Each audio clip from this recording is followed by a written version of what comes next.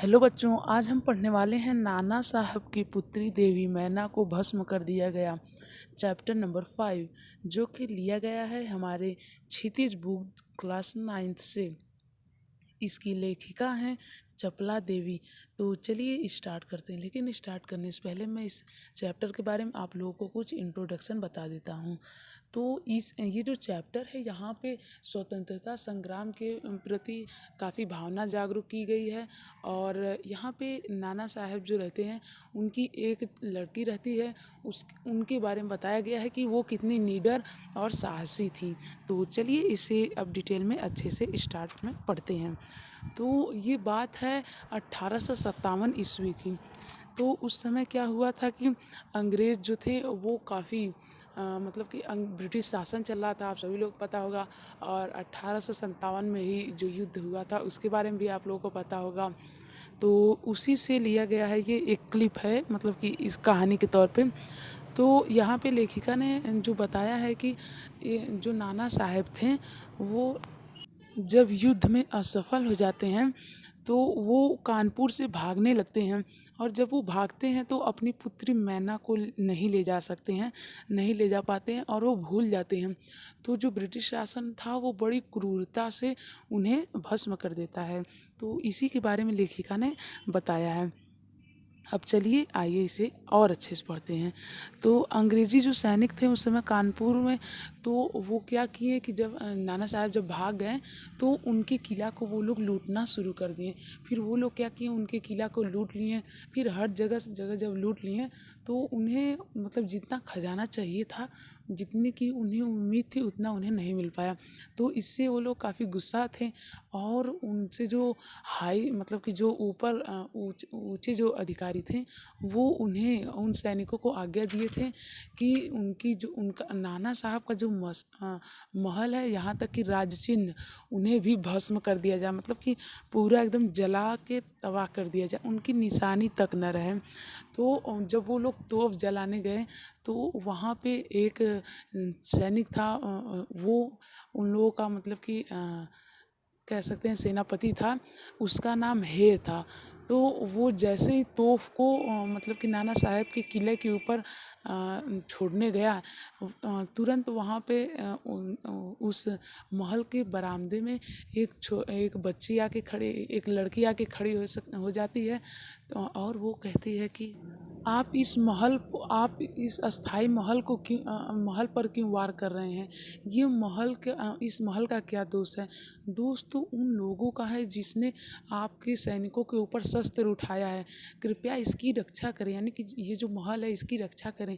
इस पर आपको तोप जलाने से या फिर तोप छोड़ने से या फिर इसे नष्ट करने से आपको कोई भी लाभ नहीं होगा।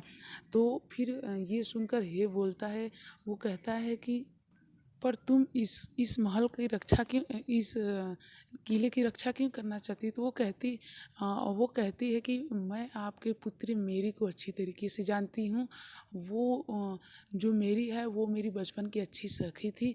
और शायद अब आप भूल गए होंगे कि जो मेरी थी मैं उसके साथ जब खेलती थी तो आप भी इस किले में आया करते थे और मुझे अपनी पुत्री के समान ही प्यार देते थे। तो वो जो हे रहता है वो कहता है कि हाँ अब मुझे सब याद आ गया। फिर ये कहता है कि पर मैं इसमें कुछ नहीं कर सकता, ये मेरे उच्च अधिकारी का आदेश है कि इस किले को तबाह कर दिया जाए। तो वो कहती है कि तो आप अपने उच्च अधिकारी से बात कीजिए ना। तो वो हे जो है वो कुछ हिचकिचाता है, फिर कहता है कि पर फिर उसके बाद मतलब कुछ नहीं बोलता है। तो वो लड़की वहीं की वहीं रह जाती है। उसके बाद लेखिका इस कहानी को और आगे बढ़ाती हैं। फिर लेखिका बताती हैं कि अब जो सेनापति होता है वो मैना को पहचान चुका होता है। वो कहता है कि मैं सरकारी नौकर होने की वजह से तुम्हारी कोई मदद नहीं कर सकता। तो उसी समय जो उनका प्रधान सेनापति रहता है, मतलब उनसे ऊंचे पद वाला सेनापति रहता है, वो आता है और कहता है कि अभी तक तुमने इस किले को ऐसे ही खड़ा रहने दिया, इस पे कोई तोप नहीं मतलब कि इसे अभी तक तुमने गिराया नहीं, ये महल अभी तक कैसे खड़ा हो सकता है? तो सेनापति उस महल को बचाने का जो हे रहता है सेनापति, वो अपने उच्च सेनापति से पूछता है कि क्या इस महल को किसी तरीके से नहीं बचाया जा सकता है। तो जो प्रधान सेनापति रहता है वो मतलब कि इस बात को नहीं मानता है। वो कहता है कि नहीं, ये कभी भी संभव नहीं हो सकता है, क्योंकि जो नाना साहेब थे वो तो उनकी काफ़ी ज़्यादा तबाही किए थे, इसी वजह से ये संभव नहीं हो सकता है।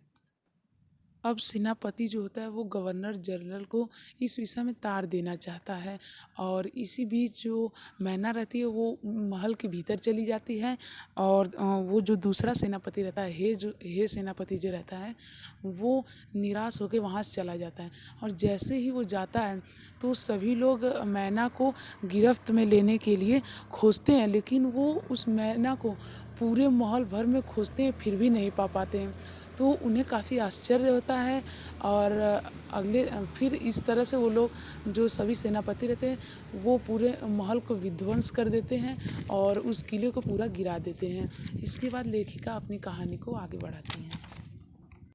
फिर लेखिका बताती हैं कि जैसे ही लंदन से तार आता है तो तुरंत ही 1 घंटे के अंदर में नाना साहेब के महल को नष्ट कर दिया जाता है, और लंदन के जो प्रसिद्ध पत्र थे, यानी कि न्यूज़पेपर आप कह सकते हैं, न्यूज़पेपर जो थे उसमें ये खबर निकल जाती है कि नाना साहेब को नहीं पकड़ा जा सका, और जो सभी अंग्रेज थे वो बहुत क्रोधित हैं, और वो अपनी वो अंग्रेज़ों के हत्याकांड का बदला लेना चाहते हैं। और उधर जो सेनापति हे है वो चाहते हैं कि उस बच्ची को अच्छे से रखा जाए, तो वो एक प्रस्ताव भेजते हैं सभा में। तो उस प्रस्ताव को सुनकर मतलब लिख कर जो देते हैं, तो उस प्रस्ताव को समझकर सभी लोग उनकी खिल्लियाँ उड़ाने लगते हैं, और ये निर्णय लेते हैं कि मैना को सेनापति हे के सामने फांसी दे दी जाएगी। और ये सुनते ही जो हे था वो काफ़ी घबरा गया था। फिर सभा खत्म होती है, सभी लोग रात्रि के समय भोजन ग्रहण करने के लिए जाते हैं, तो उन्हें किसी की रोने की आवाज़ सुनाई देती है। तो वो लोग किले के पास जाते हैं, तो वहाँ पे देखते हैं कि जो लड़की थी वो वहाँ पे रो रही थी, तो वो लोग उसे पकड़ कर आते हैं। जैसे ही सेनापति हे को उसके पकड़े जाने की खबर मिलती है, वो तुरंत वहाँ से अपने भोजन को छोड़कर उठते हैं और आते हैं, तो देखते हैं कि नाना साहेब की जो पुत्री थी मैना, उसे आग में जलाकर भस्म किया जा रहा है। इसी प्रकार से लेखिका इस कहानी का अंत करती हैं। तो अगर आपको कोई भी डाउट हो तो कमेंट कर दीजिए, मैं उसका आंसर ज़रूर दूंगा। Thank you. जय हिंद, जय भारत।